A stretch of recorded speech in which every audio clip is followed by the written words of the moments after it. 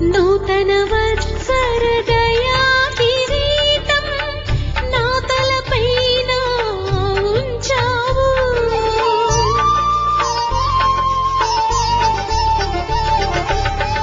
నూతన వత్సర దయా కిరీటం నా తలపైన ఉంచావు.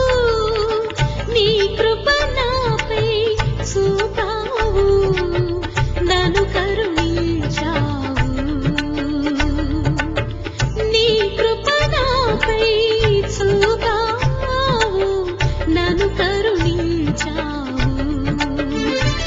నా మదిలో మ్రోగెను సితారలు, నా హృదయం పాడెను కృతజ్ఞతలు.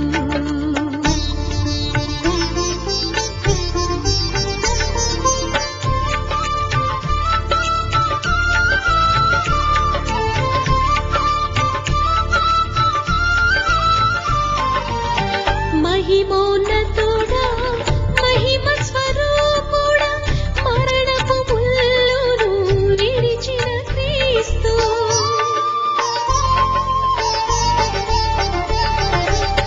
మహిమోన్నతుడా, మహిమ స్వరూపుడా, మరణపు ముల్లును విడిచిన క్రీస్తు. సర్వోన్నతుడా, సర్వశక్తిమంతుడా, సతతము నిన్నే స్మరింతునయా. సర్వోన్నతుడా, సర్వశక్తిమంతుడా, సతతము నిన్నే స్మరింతునయా. అంటే నీలో నాలో మనలో ఇక లోపం అనేటువంటిది ఉండకూడదు. లోపము ఎక్కడ దొరుకుతుందా అని చెప్తా ఉన్నాడు అప్పుడు. ఎందుకు? ప్రవేశించటానికి, నీలో నాలో మనలో ప్రవేశించటానికి. మనం స్వస్థపరచబడకుండా, మనం రక్షించబడకుండా, మనకు పరిశుద్ధ జీవితము లేకుండా, మనకు పరలోకము లేకుండా చేయాలి అని వాడు అవకాశం కోసం చూస్తున్నాడు. కనుక ఇది చూడండి నాన్న, అది చూడబాకండి. ఎవరు దయచేసి అటు చూడు. రాసుకున్న చివరి వాక్యం దొరకదు మీకే.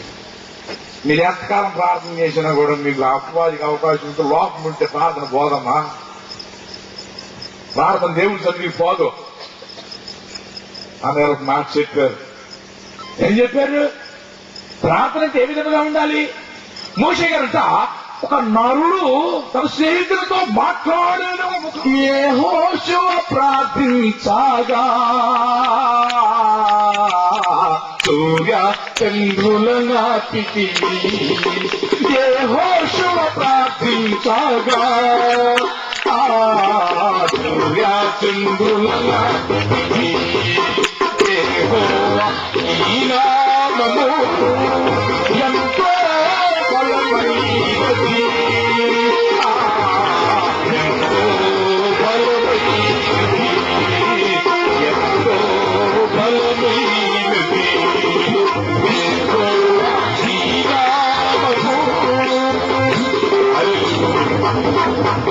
ప్రార్థన యెహోవా ఒక నరుని మనని వినినటువంటి దినము దానికి ముందే కానీ దానికి తర్వాత కానీ జరగలేదంట. అటువంటి ప్రార్థన నేర్చుకోవాలి. దేవుని స్తోత్రం. అది నీ ఆదివారం 5 నిమిషాలు ప్రార్థన నీ 40 సంవత్సరాల పాప జీవితాన్ని కడగలేదు. ప్రియమైన దేవుని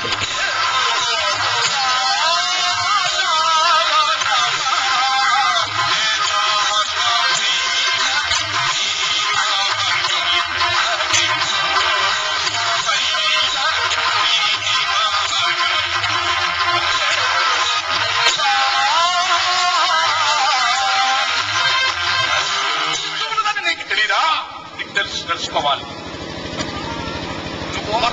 నువ్వు స్టెప్ వేస్తే సరిపో.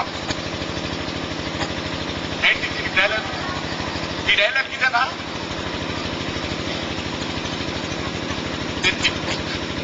ఈ డైలాగ్కి ఈ స్టెప్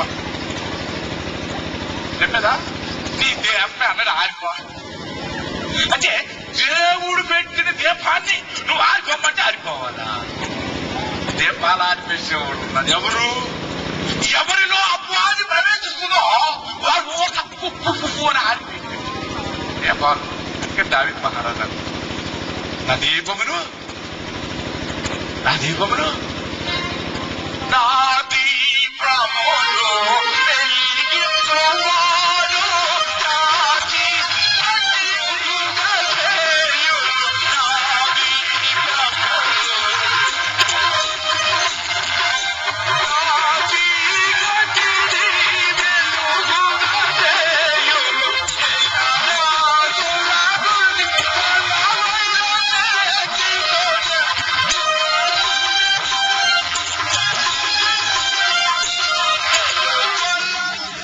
పరువు తీసాడు కొద్దిగా తీసుకుంటూ పూటేసుకొని ఇంగ్లీష్ పేపర్ చూస్తున్నా పరువు పోయి. మళ్ళీ నేను ఇటు తిరగటానికి లేదు ఇటు తిరగటానికి లేదు ముసుకూసి నవ్వులు నవ్వుతున్నారు నన్ను చూసి.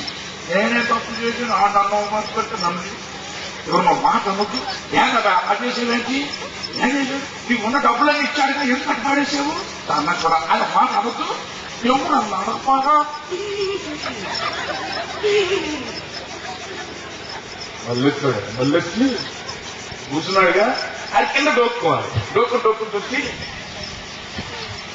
రూపాయలు తీసుకోవట్లేదయ్యా 5 రూపాయలు 2 రూపాయలు ఇస్తే కూర్చుని కాళ్ళు ఆ డోక్కుంటూ కైరు పడింది కూర్చొని రూపాయలు లేవు 10 రూపాయలు తీసుకోవట్లా.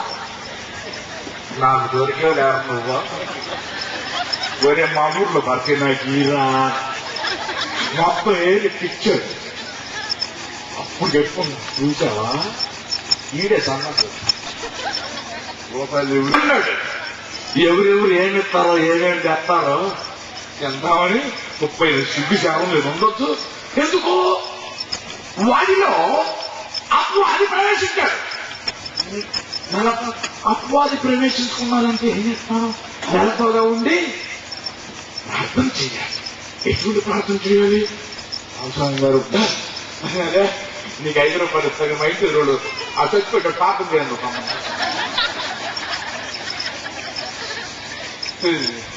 నీ అమ్మకడు బంగారం కదా ఆ చేయకూడదు క్షమించాలని యావాడు అసలు తప్ప నీకు లేదు ఇంకెదురు ముసులు తప్పు కొడికాడు. అది చచ్చిపోవాలనంట నేను ప్రార్థన చేయాలంటే అది 5 రూపాయలు వెళ్ళిచ్చు. ఇటువంటి ప్రార్థన చేస్తే అప్పుడు ఏసయ్య రాజుగారు 780 రాజుగారు ఏ పెట్టా రత్నాలు పెట్టాను నిన్ను ఆ సింహాసనం దగ్గర కూర్చోటాను.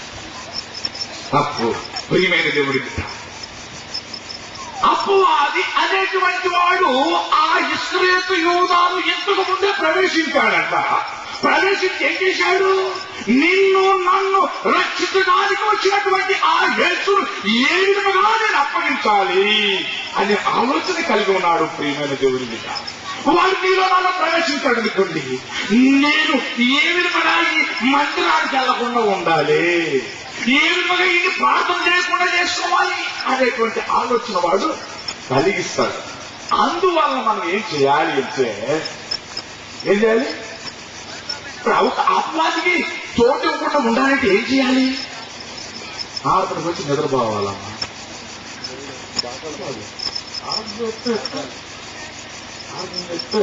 నీ